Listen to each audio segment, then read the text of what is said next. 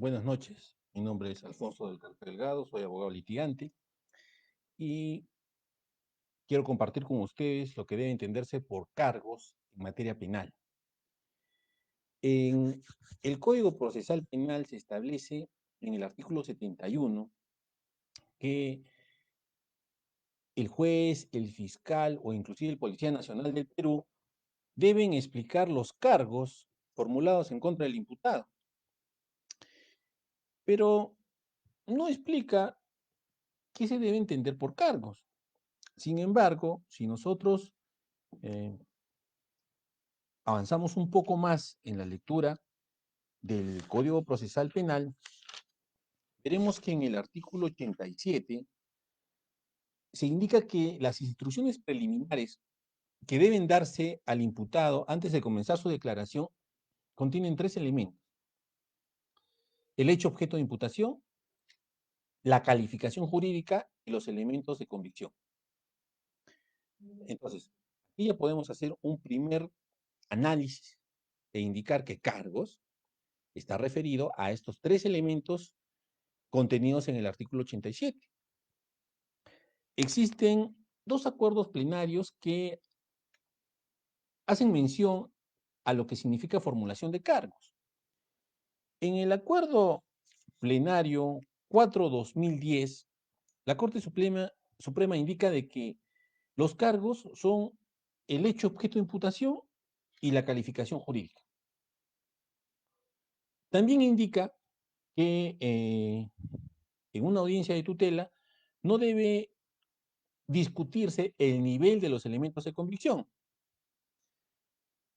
Pero una cosa es discutir el nivel de los elementos de convicción y otra cosa es em, discutir que no existan elementos de convicción.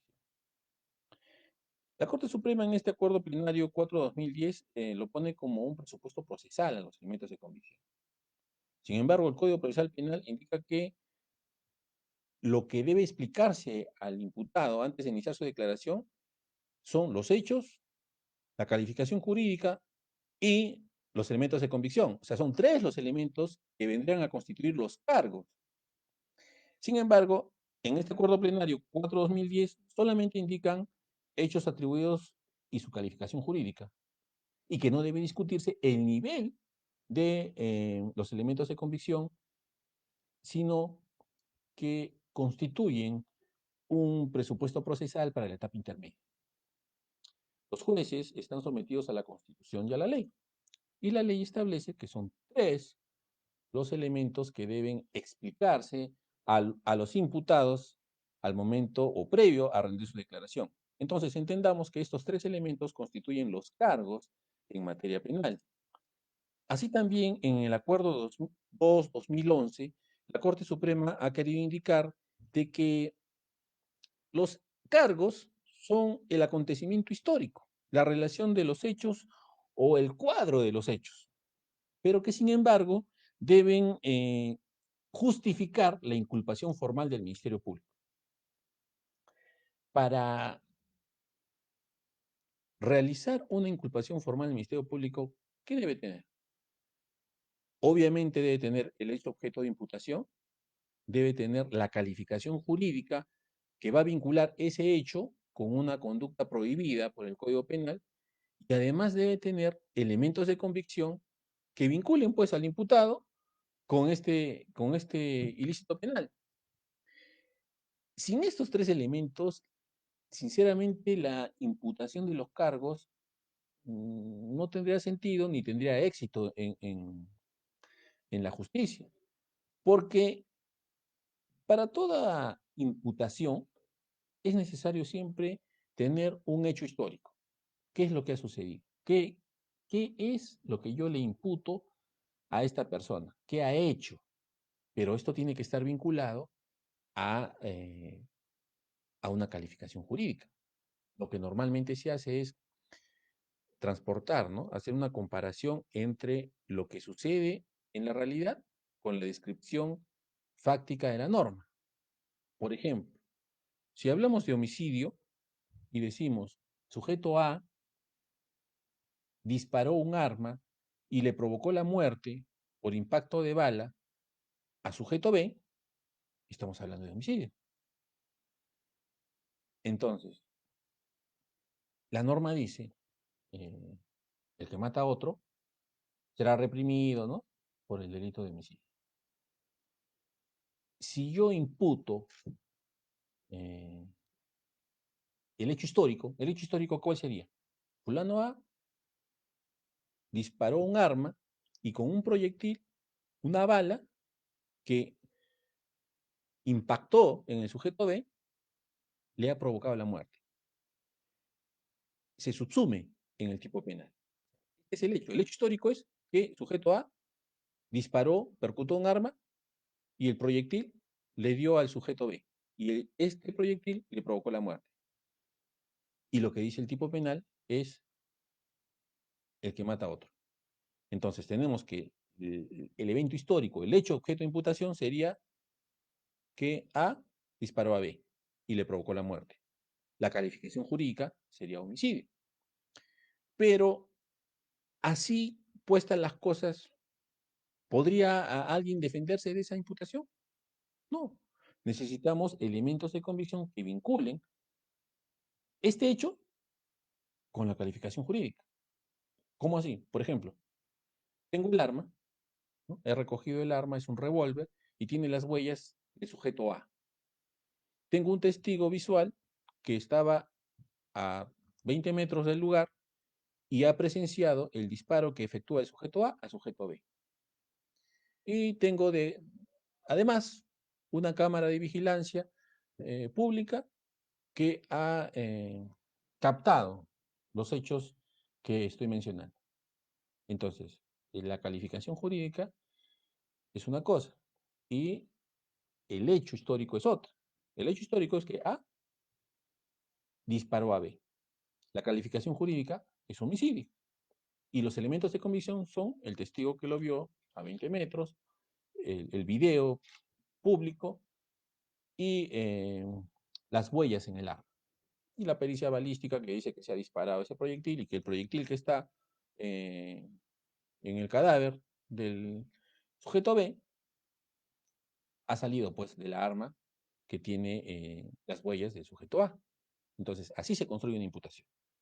Tenemos hecho objeto de imputación, calificación jurídica y elementos de convicción. Entonces, veamos que ya la Corte Suprema en estos dos acuerdos plenarios indica pues de que es el hecho histórico, pero que debe dar lugar a la imputación formal del Ministerio Público. Y no hay imputación formal si no existen estos tres elementos. En el acuerdo plenario 4/2010 ya indicaba ya de que está constituidos los cargos por el hecho objeto de imputación, la calificación jurídica, y hace mención a que los elementos de convicción serían un presupuesto procesal. Sin embargo, dice que es para la etapa intermedia. Pero el Código Procesal Penal es claro en establecer que son tres los elementos que deben informarse al imputado cuando es citado a declarar. Aquí tienen que tener especial cuidado en indicar, por ejemplo, en la disposición de inicio de diligencias preliminares, qué cosa es lo que se le está imputando a la persona, ¿no? Al sujeto activo del delito. Uno, debe haber una descripción clara del hecho histórico. Dos, debe haber una calificación jurídica, pero esta calificación jurídica es tentativa, podría variar en el transcurso del tiempo.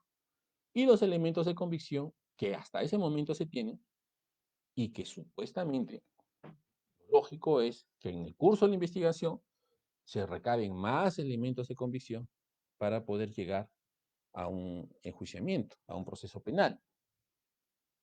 Así que hay que tener claras las cosas de que cargos están constituidos por los tres y sin uno de estos elementos la imputación sería defectuosa, sería deficiente, no existiría una imputación necesaria. También hay que tener presente que el hecho objeto de imputación es invariable, es invariable. El hecho objeto de imputación no puede ser modificado. A una persona se le imputa un accionar Y este hecho no puede variar en el tiempo. Lo que puede variar en el tiempo es la calificación jurídica. Por ejemplo, ya, estábamos hablando del delito de homicidio. Más adelante se descubre que el sujeto B era hijo del sujeto A. Entonces, yo descubro eso más adelante y puede variar la calificación jurídica. Lo que le estoy imputando, ¿qué es? Que el sujeto A le disparó al sujeto B. Descubro en el curso de la investigación, con una partida de nacimiento, que este sujeto B era hijo del sujeto A. Entonces, ¿qué puedo hacer? Variar la calificación jurídica a parricidio. ¿Es posible eso? Sí, es posible eso, porque ya tengo otro elemento de convicción que me da un dato adicional. Y los elementos de convicción pueden variar en el curso de la investigación, sí, porque al principio yo tenía eh, que la policía había intervenido inmediatamente al sujeto con un arma que había sido disparada, pero eh, no se tenía el resultado de la pericia balística que indique que el proyectil que tenía en el cuerpo el occiso correspondía al arma que se le había encontrado en la mano al sujeto A. Entonces, eso puede ir variando en el tiempo, pero el hecho objeto de imputación es invariable. El sujeto A disparó al sujeto B. Eso hay que tenerlo bien claro, porque no se puede ir construyendo el hecho objeto de imputación en el curso de la investigación. Lo que se puede ir construyendo son los elementos de convicción y puede ir variando la calificación jurídica, pero de ninguna manera puede ir variando el hecho objeto de imputación. El hecho no puede variar. La calificación sí, los elementos de convicción también pueden ser más o pueden ser descartados otros, pero lo importante es que existan. O sea, para el inicio de una investigación deben existir estas tres cosas. Es impensable y es inadmisible por la norma procesal que se le cite a un imputado y no se le indique qué es lo que ha hecho, cuál es el hecho objeto de imputación. Tal vez a alguno de ustedes les habrá pasado que lo citan a declarar y le dicen, usted está aquí por el delito de colusión, usted está por el delito de colusión, o usted está por el delito de negociación incompatible. Ya, esa es la calificación jurídica, pero ¿el hecho cuál es? O sea, el hecho, si estamos hablando de colusión, tendría que ser la concertación que usted tuvo con un extraneos, con un proveedor. Usted se concertó para que él ganara la buena pro y tenían la intención de defraudar al Estado. O sea, los elementos del tipo penal tienen que ir descritos en el hecho histórico que se le está imputando al Ejecutivo. No es admisible que se le diga, usted estaba ha citado porque usted está procesado por colusión. Hablamos de colusión. El hecho histórico tendría que ser la concertación para defraudar al Estado. Y si hablamos de negociación incompatible, el hecho histórico sería que él se ha interesado, ¿no? Se ha interesado para favorecer a un tercero, a un extranjero. Se ha interesado, pero es parte solamente de la administración, es decisión de la administración, del que tiene el vínculo funcional, ¿no? Estamos en estos casos en la teoría de la infracción del deber, delitos de corrupción de funcionarios. Así que no hay que confundir los cargos ni recortarlos. No solamente hay que indicarle cuál es el delito que se va a investigar, porque este puede ser variable en el tiempo, ni solamente hay que indicarle el hecho. Debe acompañar el hecho, la calificación jurídica y los elementos de convicción. Si bien es cierto, los elementos de convicción al ser insuficientes, no pueden ser discutidos en investigación preparatoria, esto no quiere decir que no deban existir. Debe existir un hecho, debe existir un hecho, debe existir una calificación jurídica para ese hecho y debe haber acompañado algún elemento de convicción para poder iniciar una investigación. No se puede iniciar una investigación por simple antojo, ¿no? Por capricho del representante del Ministerio Público. Ya así lo ha establecido el Tribunal Constitucional, ¿no? Al indicar que estas decisiones no pueden ser pues arbitrarias. Se abre una investigación con una sospecha inicial simple, pero esta sospecha inicial simple tiene que estar respaldada por estos tres elementos. Cuando inicias una investigación, el fiscal hace uso de los documentos que puede emitir. ¿Qué documentos puede emitir el representante del Ministerio Público? El representante del Ministerio Público puede emitir providencias, disposiciones y requerimientos. El código también hace mención a que puede emitir conclusiones. En realidad me parece que había un error de redacción ahí, porque la conclusión es propiamente una disposición, en fin. Pero las providencias son para darle agilidad a la investigación y resolver cuestiones de mero trámite. Las disposiciones deciden, por ejemplo, el inicio de la investigación o la formalización de la investigación preparatoria. También pueden decidir, y tiene su propia denominación, nomenclatura, la conclusión de la investigación preparatoria. Estas deben ser fundamentadas y deben bastarse a sí mismo. No debe, conforme al artículo 64 del Código Procesal Penal, recurrirse a disposiciones anteriores o a resoluciones judiciales para poder entender de qué se trata el asunto. Uno, al leer una disposición cualquiera de la carpeta fiscal o un requerimiento, debe entender. No estoy hablando solamente del requerimiento de acusación, puede ser un requerimiento de prisión preventiva, un requerimiento de levantamiento de secreto de comunicaciones o cualquier otro. Cualquier requerimiento y cualquier disposición debe estar fundamentada de manera tal que uno no necesite revisar la carpeta ni necesita revisar las resoluciones judiciales para entender de qué se trata el asunto. Esto está dispuesto y ordenado en el artículo 64 del Código Procesal Penal. También se indica de que se requiere, ¿no? Hace mención que una de las disposiciones que hace el fiscal en la investigación es el inicio de las diligencias preliminares. Entonces, este inicio de diligencias preliminares debe estar fundamentado, debe indicar al menos estos tres elementos del artículo 87. ¿Cuál es el hecho objeto de imputación? ¿Cuál es la calificación jurídica? ¿Y cuáles son los elementos de comisión que se cuentan hasta ese momento? Que pueden ir variando. La inexistencia de uno de ellos acarrea, pues, de que esta disposición sea nula, no tenga los requisitos esenciales que establece la norma procesal para su emisión. Hay que tener presente que conforme al artículo 337 del Código Procesal Penal, las diligencias preliminares forman parte de la investigación preparatoria. Y una vez formalizada la investigación preparatoria, no se puede, pues, repetir las diligencias de la investigación preliminar. Forma una sola etapa procesal. Es por ello que al imputado se le debe citar cuando ya se tiene, pues, reunidos los elementos de convicción en su contra. Porque conforme al artículo 8 de la Convención Americana de Derechos Humanos, este tiene derecho a ser oído. ¿Qué constituye la declaración del imputado en un proceso penal? Es un descargo, pero si es citado cuando aún no se han reunido los elementos de convicción en su contra, ¿cuál sería el descargo? ¿De qué va a descargar si no hay ningún elemento incriminador en su contra? Esto sirve tanto a la defensa, como puede explicar ¿no? Como sus descargos, como para el representante del Ministerio Público, para que pueda tener mejores luces, ¿no? del acontecimiento que se le incrimina a este sujeto activo y poder, pues, tener una mejor base para formular una imputación.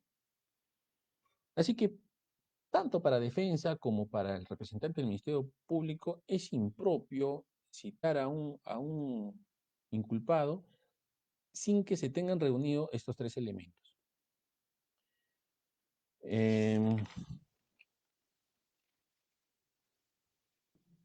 No quiero explayarme más allá porque hay otros muchos temas que me gustaría tocar más adelante, como las etapas del proceso penal, como cuáles son las incidencias que se presentan en cada una de ellas y cuáles son los derechos, pues, que uno tiene en estos diferentes momentos procesales y cuál es la técnica procesal adecuada para hacerlos valer. Así que Por hoy me despido de ustedes, no sin antes indicarles que para cualquier consulta mi teléfono es el 953-986479 y estamos prestos con mi colega asociado, Juan Carlos Díaz Quintanilla, en el estudio del Carpo y Asociados en la calle Ayacucho 421 de la ciudad de Moquegua. Eso es todo por hoy. Gracias. Hasta una nueva oportunidad.